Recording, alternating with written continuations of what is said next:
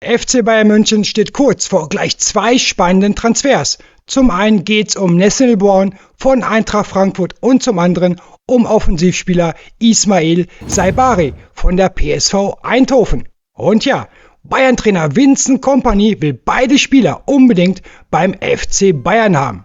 Klar ist aber auch, mit einer möglichen Ablöse von jeweils knapp 60 Millionen Euro, die Eintracht Frankfurt bzw. die PSV Eindhoven aktuell verlangen sollen, wären das natürlich zwei extrem teure Transfers. Doch genau deshalb stellt sich die große Frage: Passen Nesnil Born und Ismail Saibari überhaupt zum FC Bayern München?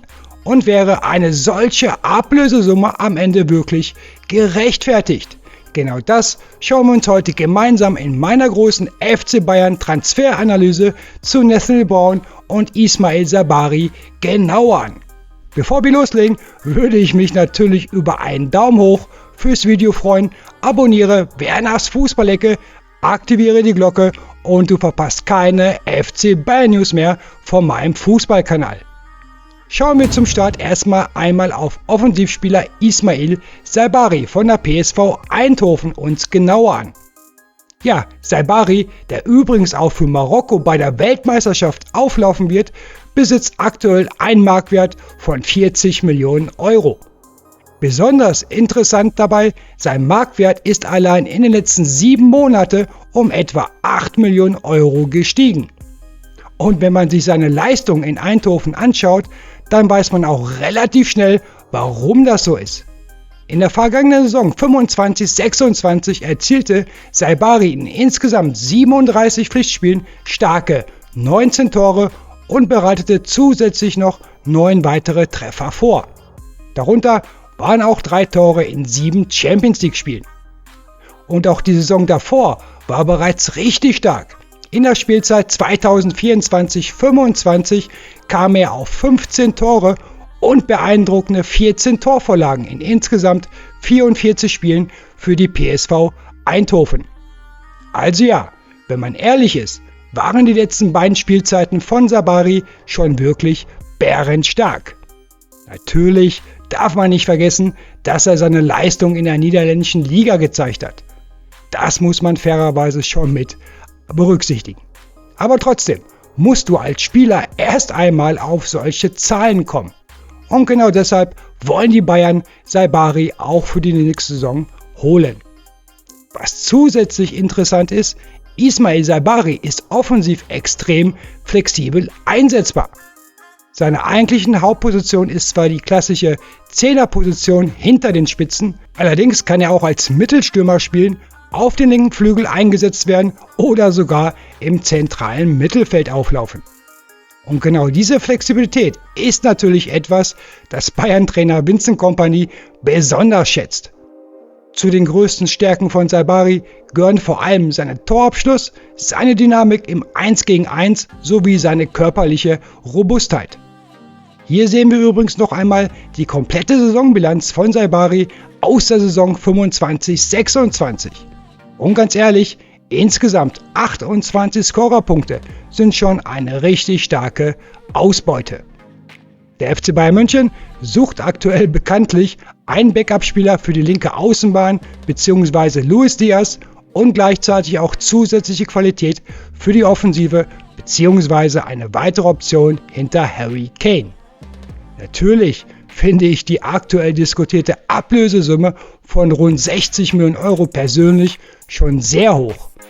Leider muss man aber auch sagen, dass solche Summen heutzutage im internationalen Spitzenfußball fast schon normal geworden sind. Wenn man sich allerdings die Zahlen und Leistung von Ismail Saibari in den letzten beiden Spielzeiten genauer anschaut, dann könnte ich mir schon gut vorstellen, dass er eine echte Verstärkung für den FC Bayern München werden könnte. Denn man darf eins nicht vergessen, der FC Bayern braucht nicht nur eine starke Startelf, klar, wenn wir uns die aktuelle erste Elf anschauen, dann ist Bayern auf absolutem Weltklasse-Niveau besetzt. Aber wenn du die Champions League gewinnen möchtest, brauchst du eben auch einen breiten und qualitativ hochwertigen Kader. Und genau dort könnte ein Spieler wie Ismail Saibari dem FC Bayern durchaus weiterhelfen. Schauen wir uns jetzt aber einmal den direkten Vergleich zwischen Saibari und Lennart Kahl an und vergleichen die Leistung der beiden Spieler in der Saison 25/26 in den jeweiligen Ligen. Warum habe ich für diesen Vergleich eigentlich Lennart Kahl ausgewählt? Und auch erstmal von meiner Seite aus, gute Besserung an Lennart Kahl. Das ist natürlich so mega dumm gelaufen, gerade vor einer Weltmeisterschaft. Also nochmal Lennart Kahl, gute Besserung. Ganz einfach, Jamal Musiala war in der vergangenen Saison leider lange verletzt und Serge Gnabry hat laut Statistik deutlich häufiger als hängende Spitze gespielt als direkt auf der klassischen Zehnerposition. Lennart Kahl kommt mit seinen 22 Einsätzen im offensiven Mittelfeld bei den Bayern dem Profil von Ismail Saibari deshalb aktuell am nächsten. Natürlich darf man bei diesem Vergleich aber auch die Spielminuten nicht vergessen. Da liegt Saibari ganz klar vor Lennart Kahl. Trotzdem sind die Werte des Eindhovener Spielers schon wirklich sehr stark. Allein seine 91 Torschüsse sowie zusätzlich noch 52 Torschussvorlagen sind schon richtig starke Zahlen. Zum Vergleich, Luis Diaz kam in der Bundesliga auf 88 Torschüsse und 65 Torschussvorlagen. Der beste Bayern-Spieler der Saison 25/26, Michael Olise, brachte es sogar auf 101 Torschüsse und starke 79 Torschussvorlagen. Auch beim Thema Dribblings kann sich Saibari absolut sehen lassen. Mit insgesamt 85 Dribblingversuchen und einer Erfolgsquote von 56% liefert er gerade für einen offensiven Mittelfeldspieler wirklich starke Werte. Zum Vergleich, Michael Olise kam in der Bundesliga auf 47% erfolgreiche Dribblings. Also ja, liebe FC Bayern-Fans, wenn man Ismail Saibari am Ende für ungefähr 50 bis höchstens 55 Millionen Euro von der PSV Eindhoven verpflichten könnte, dann wäre das für mich schon ein guter Transfer für den FC Bayern München. Und man darf dabei auch eins nicht vergessen, ob ein Spieler dann am Ende wirklich so einschlägt, wie beispielsweise Michael Olise oder natürlich auch Luis Diaz, das kann vorher kein Manager, kein Sportdirektor und auch kein Trainer der Welt mit absoluter Sicherheit wissen. Leider sind solche Summen heutzutage einfach die Realität im internationalen Spitzenfußball. Deshalb würde ich persönlich bei einer Ablöse in diesem Bereich meinen Daumen für einen Saibari-Transfer definitiv nach oben zeigen. Jetzt bist du gefragt, würdest du Ismail Saibari zum FC Bayern München holen? Schreib mir deine Meinung auf jeden Fall unten in die Kommentare. Dann schauen wir uns jetzt mal Nathaniel Brown von Eintracht Frankfurt etwas genauer an. Ja, der FC Bayern und vor allem Bayern-Trainer Vincent Kompany möchten Nathaniel Brown unbedingt zur neuen Saison 26/27 nach München holen.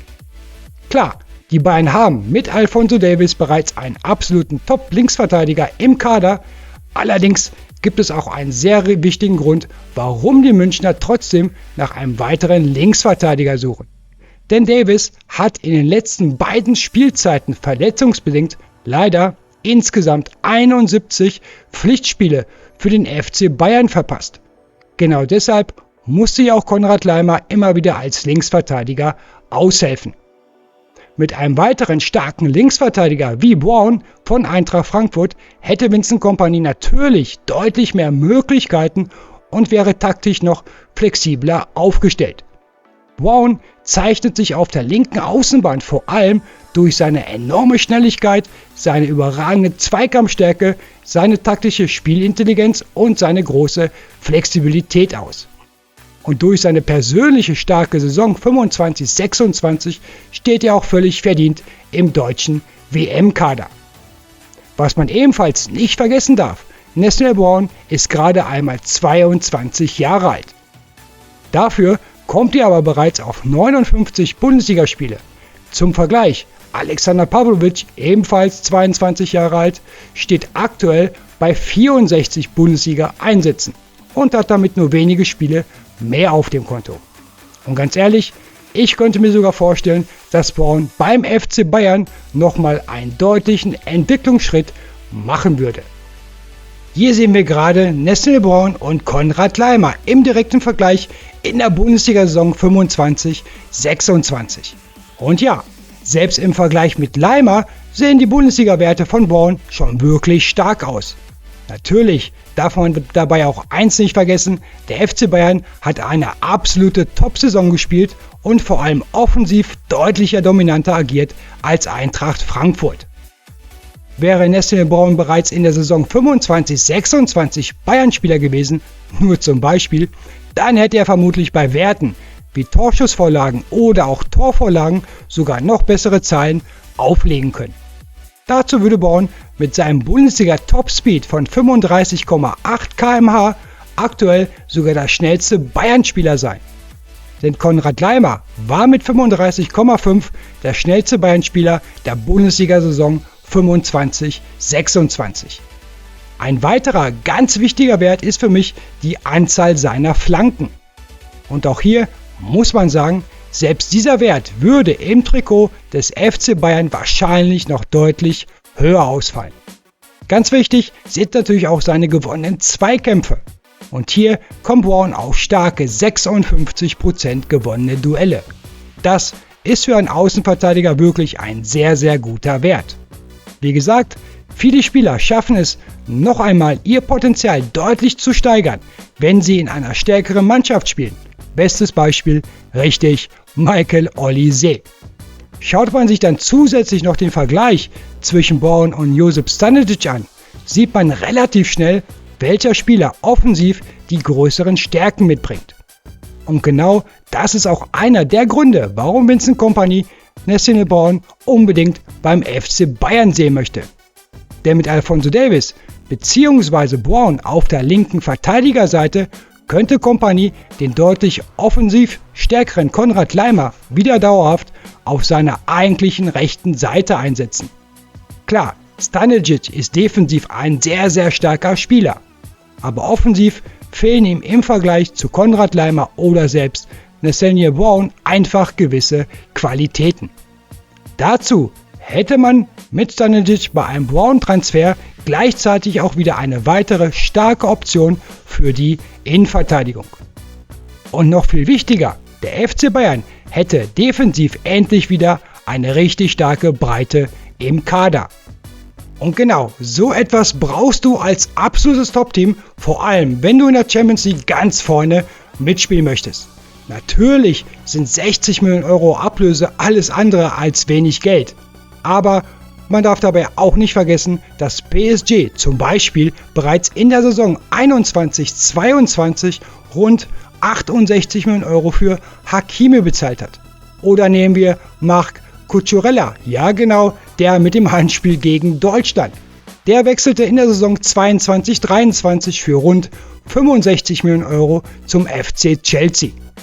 Deshalb könnte ich mir gut vorstellen, dass sich der FC Bayern München und Eintracht Frankfurt inklusive möglicher Bonuszahlung am Ende irgendwo bei 55 bis 60 Millionen Euro einigen werden. Denn man darf auch nicht vergessen, Eintracht Frankfurt spielt in der kommenden Saison nicht international. Für mich persönlich wäre Nestle Brown auf dieser Position deshalb ein wirklich guter Transfer, gerade auch mit dem Blick auf die Zukunft. Denn wirklich starke Links- und Rechtsverteidiger gibt es auf Top-Niveau mittlerweile nicht mehr allzu viele. Deshalb kann ich mir gut vorstellen, dass der FC Bayern dieser Transfer sogar noch vor der Weltmeisterschaft fix machen wird. Ja, liebe FC Bayern und Fußballfans, Nestle Brown würde ich persönlich sofort zum FC Bayern München holen. Bei Ismail Saibari von der PSV Eindhoven wären mir 60 Millionen Euro ehrlich gesagt dagegen etwas zu viel. Wenn wir von einer Ablöse zwischen 45 und 50 Millionen Euro sprechen, dann wäre das für mich vollkommen in Ordnung. Wie gesagt, solche Summen gehören heutzutage leider zum modernen Fußball dazu. Aber deutlich mehr als diese Transfersumme würde ich persönlich für Saibari nicht bezahlen. Jetzt interessiert mich natürlich eure Meinung. Wie seht ihr die möglichen Transfers von Nestle Brown und Ismail Saibari zum FC Bayern München? Schreibt mir eure Meinung auf jeden Fall unten in die Kommentare. Also dann, bleibt sportlich und wir sehen uns bei meiner nächsten FC Bayern Transferprognose hier auf Werners Fußballecke. Also bis dann. Tschüss.